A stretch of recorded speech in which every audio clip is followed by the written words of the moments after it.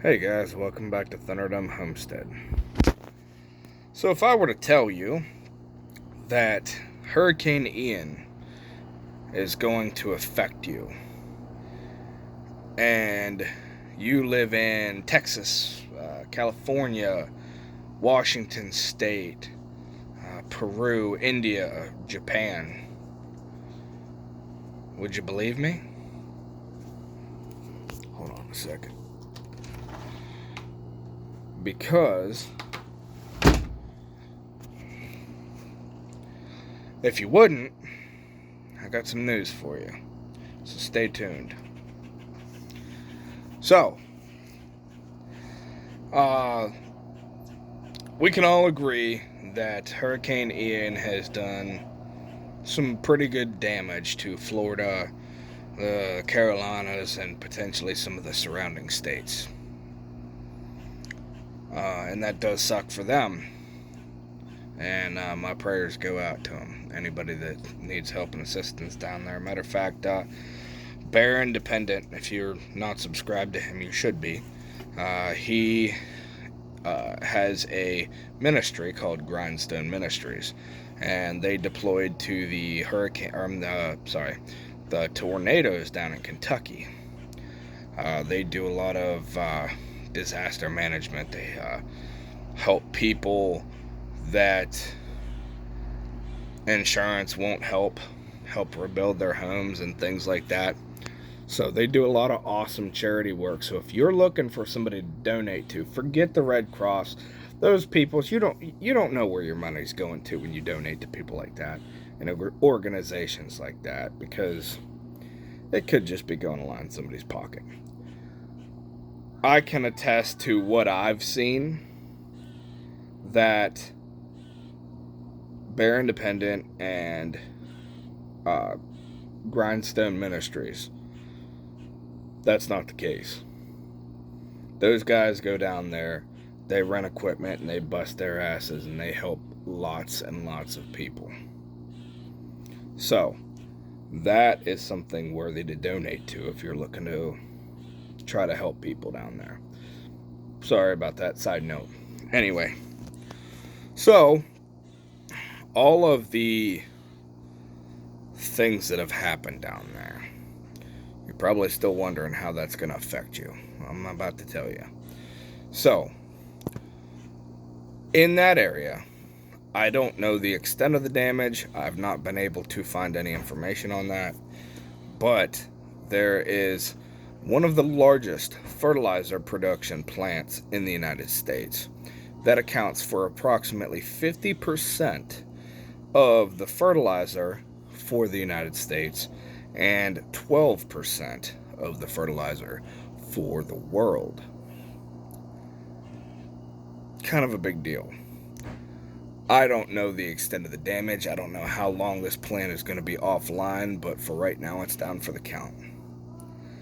And this is going to affect you potentially as far as a lot of your production farmers, the people that grow hundreds of thousands of acres of whatever for feed or silage, or just mass produce, your produce farms. But it could affect the average small little guy too. You and me. I mean, it won't affect me. But if you don't have any fertilizer put back, and you don't have a good compost plan put back, this potentially could affect you. So we need to go back to the old ways. So yeah, it's nice, it's awesome to have some fertilizer stashed back. I do. Matter of fact, the first hint of a fertilizer shortage that I heard, I went out and I picked up about half a 8-foot truckload. That's a bunch of fertilizer, guys. So we are looking at something that could potentially largely damage our nation's food production as a whole. So what you need to do is buffer yourself from that. If you grow any of your food, which you should be, I don't care whether you are live in an apartment, grow a couple plants in a windowsill. Something. Do something. Get some hands-on experience. Learn how to do these things. Because I promise you, it's not just throwing some seeds in the ground and you'll eat everything. Because you have pest problems. You have germination problems. You have water excess or deficiency. There's 100 different things that are going to keep you from eating a crop that you put in the ground. You need to learn that stuff now while it's inconsequential to you. Before your life depends on all the stuff that you're throwing in that dirt, learn some stuff now. And while you're at it, with these issues in fertilizer and everything like that, learn how to compost. I got a couple videos on composting. So, it's not hard. If you have animals, take their poop, their pee, compost it. Yeah, that's not the most appetizing thought in the world, but it is a tremendous way to fertilize. There's a reason why people spread cow crap all over their fields, because it works. So, side note to that too, if you have rabbits, cows, horses, things like that, you're good to go. Just throw that stuff right in there. No extra stuff needed. Do not compost any meat-eating animals' poop. Your dogs, your cats. No bueno. Coyotes, raccoons. No bueno. Chickens. They're good. However, you have to let their manure sit for about a year, because if you sow that stuff directly on top of your garden, or you put it, use it as a top base fertilizer, they're going to burn your plants, because chicken poop is high in nitrates, which will burn your plants. So, don't do that. Let it sit for about a year. Okay? Okay. Next, table scraps. You have that salad that's been sitting in the refrigerator door for a little too long. Doesn't look good.